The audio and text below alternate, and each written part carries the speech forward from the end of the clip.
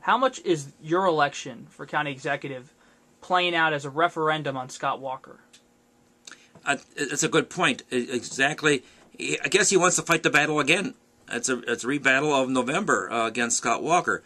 But again, a lot of people who voted for Scott Walker, I think in some ways said they would not vote for him again because of his current agenda, what he's trying to do to collective bargaining. And so all of a sudden there is a boomerang effect in some respects.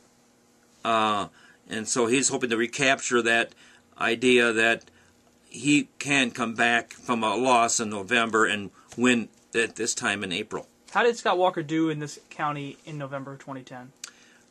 Scott Walker, I think, won by 6,000 or 7,000 votes over Tom Barrett. I don't know what the percentage was. I think it was like 56, 46, something in that range. I think it was about 7 or 8 points. And do you think there's an enthusiasm for them to come out again in April? I hope there are. I can't really gauge because the response is going to be a little different.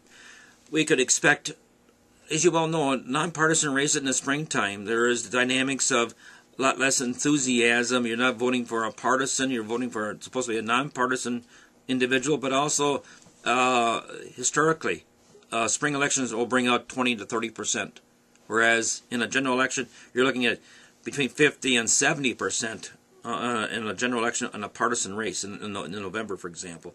It also depends upon if it's going to be a presidential race as well. So, again, we're looking at a different time of campaigning, different time of election time as well. Great. Well, thanks so much for your time. Thank you for your time, too.